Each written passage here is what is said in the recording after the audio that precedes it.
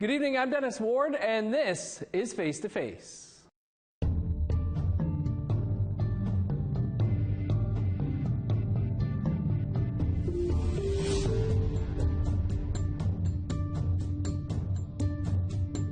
Our guest this week is Dr. Alika Lafontaine. Dr. Lafontaine is the first Indigenous president of the Canadian Medical Association.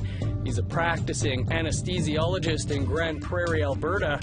Dr. Lafontaine takes over the helm at the CMA at a time when healthcare systems are facing incredible challenges in a sector that many Indigenous people feel is systemically racist.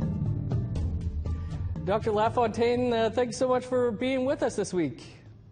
Thanks for having me. Congrats on the role. You've been in the role as the president of the Canadian Medical Association since the end of August. What are you hoping to bring to that role? You know, it's a bit of a whirlwind having come into, what many people know as a crisis across many different parts of the healthcare system. But, one of the great opportunities that you have in the midst of crisis is, move forward and build things better for a lot of different people, including Indigenous people who live in Canada. And I'm really looking forward to being a part of that. We'll get to some of those crises soon, but what do you think it means for the Canadian Medical Association, Indigenous peoples, and the country to have an Indigenous person in the role of president of the CMA? There's a lot of places that Indigenous people are now moving that they've never been before.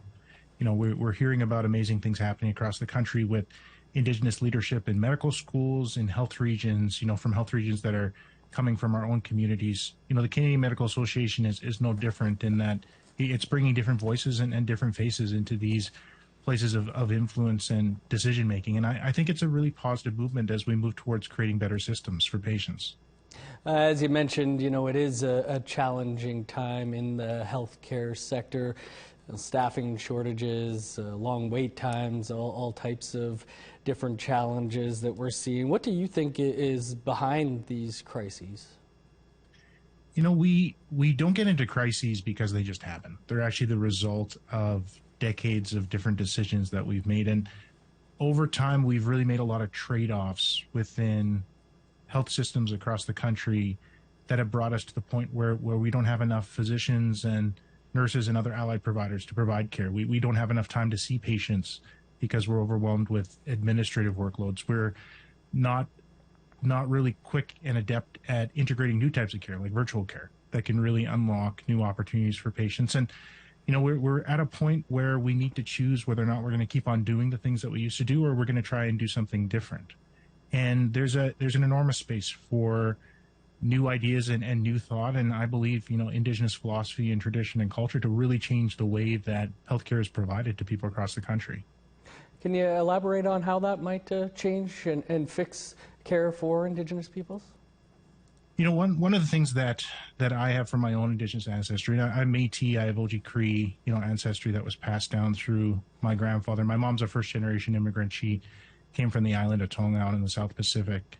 All that mixed Indigenous ancestry has really taught me since I was young the importance of relationships in really delivering services to people. And I think one of the things that's really happened in healthcare, and Indigenous people have had a longer experience with this and a more intense experience than many other patients, is that when you have a distance from the person providing you care, when the person doesn't see you as a person, and when they don't take time to listen and understand what you're actually trying to get out of the encounter, the entire experience suffers. And I think when I talk about infusing Indigenous philosophy, traditions, and culture into medicine, that's really what I'm talking about. It's bringing it back to that relationship and seeing each other again. When you speak about, us being at kind of a crossroads, what are some of the fixes and who needs to be at the table to make these things happen? Mm-hmm. So, there's so many different crises going on that it can sometimes feel a bit overwhelming. We have a crisis going on with health human resources right now. We have a crisis of access, not only in urban centers where emergency rooms are overwhelmed, but also in rural and remote communities and in First Nation and Métis settlements and Inuit communities where, there just isn't coverage, or you show up for care and you can't get referrals or consultations to the places that receive care, that you can receive care.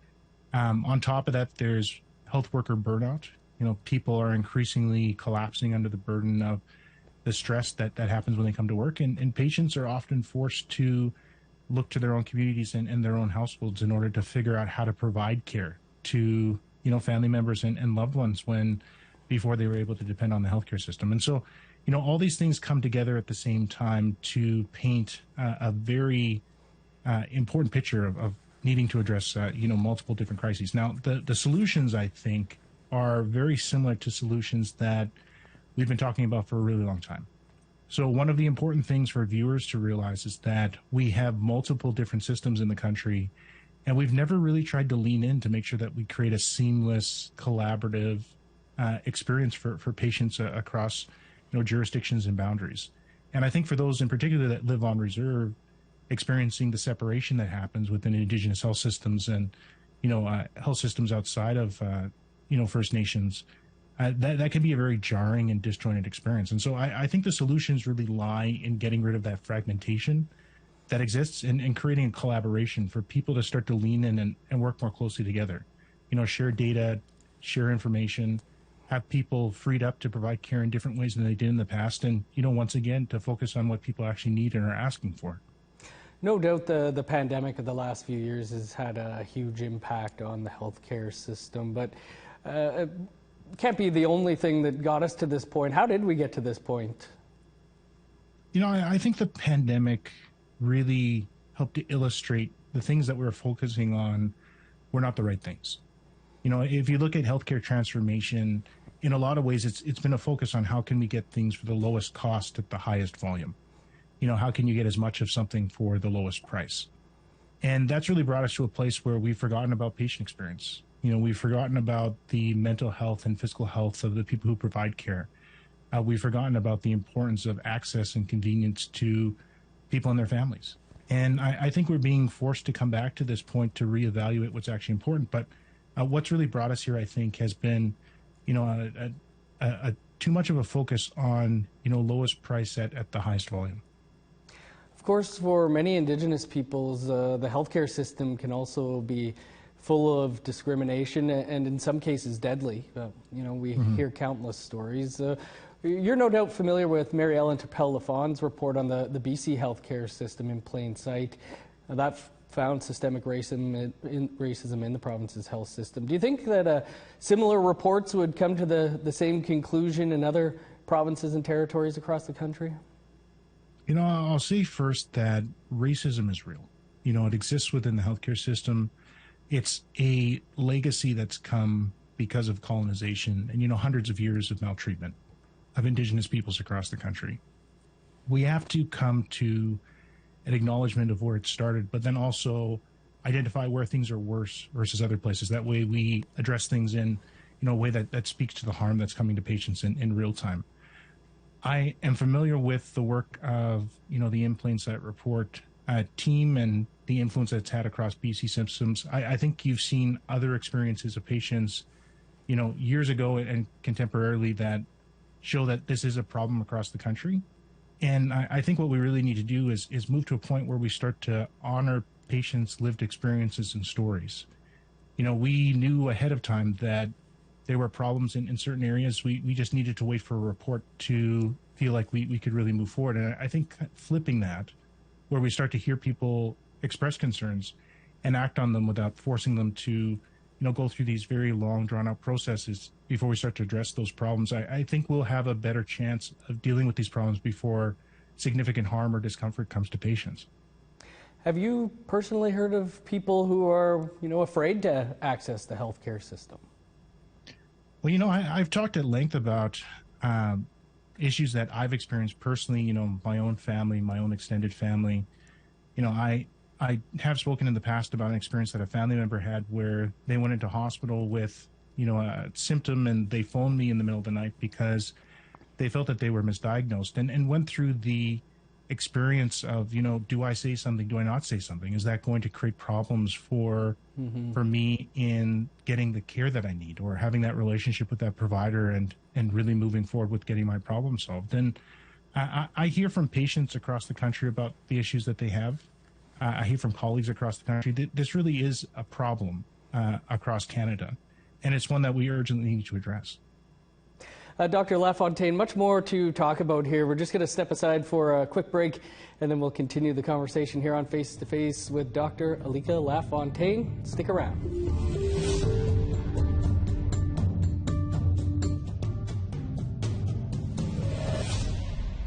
Welcome back to Face to Face. Our guest this week is Dr. Alika Lafontaine, the president of the Canadian Medical Association.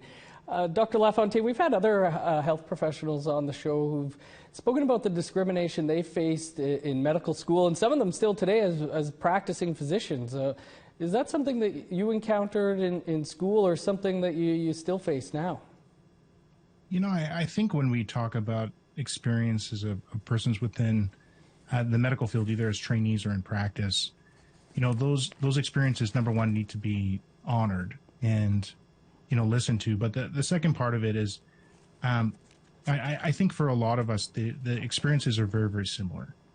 I remember from my medical school feeling very alone and isolated, especially in my first year, and really leaning on Indigenous staff and Indigenous programs to feel supported. You know, you often have ideas about whether or not you belong in certain places. I don't come from a family that has, you know, any other physicians within, you know, my immediate or extended family. And as a result, it was really hard for me to see myself within medicine. And I needed that extra support and, you know, that additional validation that, you know, these are things that I could do and I could progress with. Now, there's a other type of discrimination where it becomes hostile or, you know, really negative. And I do think you hear from persons in medical school and training and those in practice that they often do have those much more hostile encounters.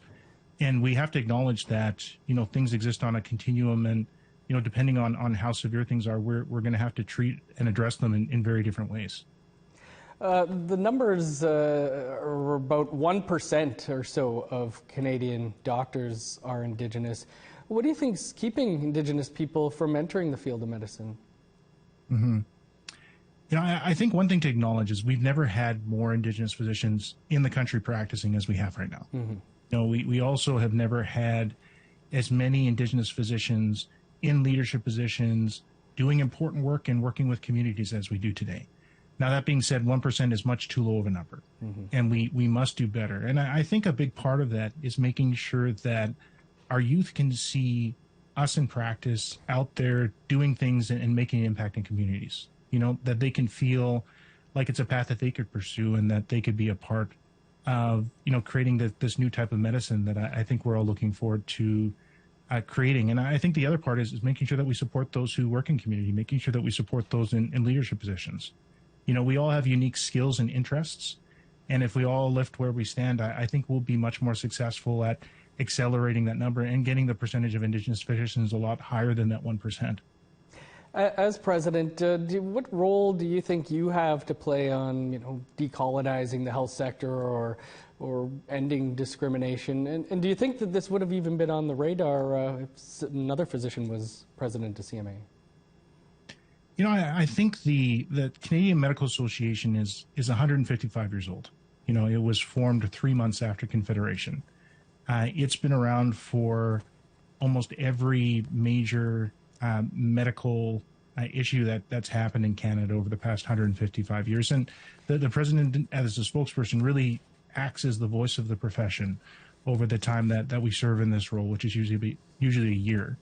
You know, the opportunity that I have to have an impact in bringing, you know, attention to racism, equity, diversity, inclusion, you know, Indigenous health, it's an opportunity that I take very, very seriously. And I think one of the things you learn in leadership is that you're just one person. And so if you only depend on yourself and your influence, you don't go as far as you sometimes can.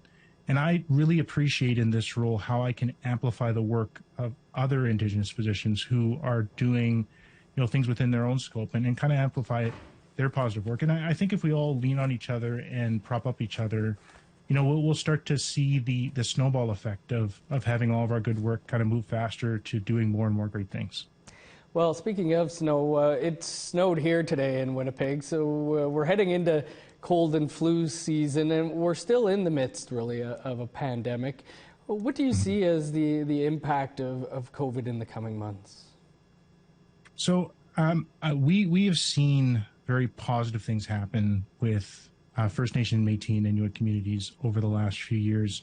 COVID has been a very, very heavy burden, but our communities have responded with, a lot of very creative solutions, and truthfully, a lot of very empathetic and relationship-based solutions. Caring about your neighbor and caring about each other.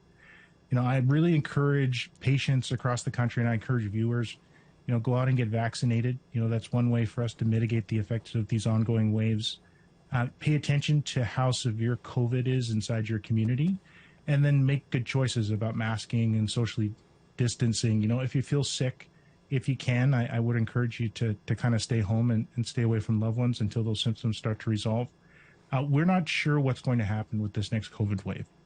There's a lot of hope that with vaccination rates being at the level that they are, and these previous experiences, that this COVID wave might not be as bad as it was in previous waves, but we're not sure what's going to happen. And so it's important for us just to keep an eye out and act accordingly. Given that, as we've been saying, this is a healthcare sector on the brink of near collapse, can we withstand another big wave of COVID? When you look at the healthcare system itself, I think any sort of stress is going to continue to accelerate, how bad collapse is happening in different communities. Depending where you are, emergency room waiting time is going to be different. Your ability to access primary care through a family physician, a walk-in clinic, or virtual care might be slightly different. The effect of closures for different services will be affected if we end up having surges within the next COVID wave. And so it's really important for us to try and mitigate that as much as possible. At the end of the day, the people that work within the healthcare system, they're just people too, and they've been through a lot just like all of us as we've gone through the last few years. And, we have reached a point where we are collapsing under the weight, and, we need all the help that we can get. Well, fingers crossed. So many rural and northern health services definitely impacted already. Dr. Lafontaine, one more quick break here, but then we'll pick up the conversation here with the president of the CMA, Dr. Alika Lafontaine, on Face to Face. Stick around.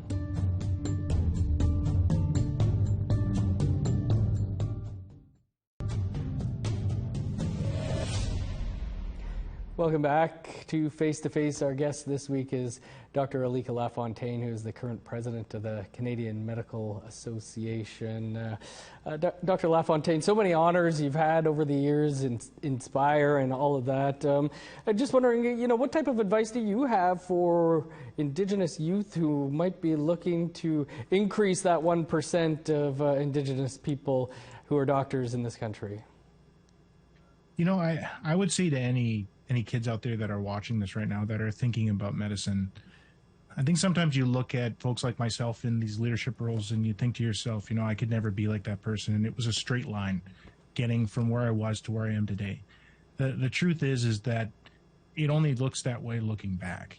One of the things that I struggled with early on in elementary school was being labeled as learning disabled.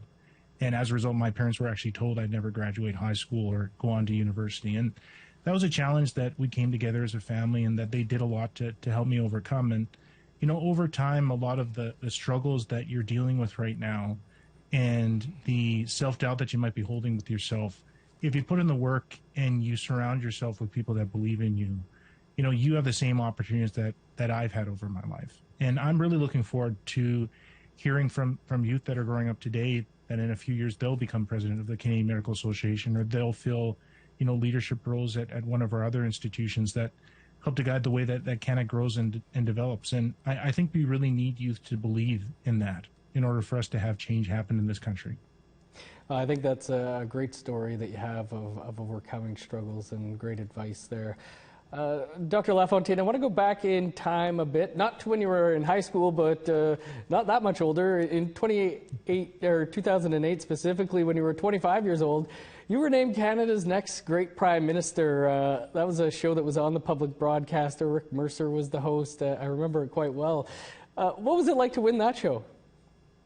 It was an amazing experience. The origin of me competing on that show was actually a bet that I had with my older brother, we were watching the previous year and we thought, I wonder how far we could get into the competition. And I remember hearing at the end that I had won and thinking to myself, what an amazing moment where bringing forward the idea of Indigenous people being a third level of government is something that actually resonated with people. And I think when I think back to the show, it's really less about me and more about the ideas that we talked about and unpacked. And this is the amazing part of, bringing forward ideas that can change the country. If we find ways for us to talk to each other again, which I think at the end of the day is really what Truth and Reconciliation is about, and have each other, buy into ideas that could really build up each other, I think we have a real chance of changing the world. And, it was an amazing experience where I learned a lot about myself and about the country. It's been about 14 years since you didn't become the next prime minister, but have you ever considered running for political office? It has been something that's been discussed in the past. One of the things that I've always been committed to is, moving places where I can make a difference. And I haven't planned out too far ahead, these different opportunities. Even with being president of the CMA, I didn't actually think about it until pretty close to when the election actually opened. But, if there's an opportunity to impact and improve things for the country, and, if there's ideas that I can bring forward and help to amplify that other people have, I'd really love the opportunity to participate in politics and, continue to make a difference. I guess that, trying to look ahead, you're president for a 3 or 4 year term. I guess what would you consider to be a success for you in that role, or a failure during that time as the president? So I think there's specific items that we're trying to push forward, things like pan-Canadian licensure. I think that matters a lot to Indigenous communities because it makes it easier for people to come and provide care in kind of fly-in communities and across provincial borders, make that smoother and easier. We're focused on making sure virtual care becomes a part of kind of brick and mortar in-person care. How can we make that a easier thing to understand for patients and be integrated? We're focused on creating more time for people to actually provide care by decreasing administrative burden, and then really getting that health human resource plan, which I think hits our communities particularly hard because they're often viewed as the final conversation instead of part of the initial one. I think as far as success this year, in the midst of crisis, one of the most important things that leaders do is help people believe things can change. And so if at the end of my term and moving into whatever comes next, if people can feel like we move the dial forward on some of these issues and people feel hopeful that change can actually occur, I'm going to feel like I had a lot of success during the time I was president. Well, Dr. Lafontaine, we wish you all the best in success in your role and the work you do. And thank you so much for being on the show. You got a great story and I think a real inspiration for a lot of people, too. Thanks so much for having me. That is all the time we have for this week's show. You can catch up on any episodes you may have missed by visiting our website, aptnnews.ca. Of course, this show and all of our past episodes are also available as podcasts, and you can find those wherever you download your podcasts. I'm Dennis Ward. Thanks so much for tuning in this week to Face to Face. We will see you back here next Tuesday.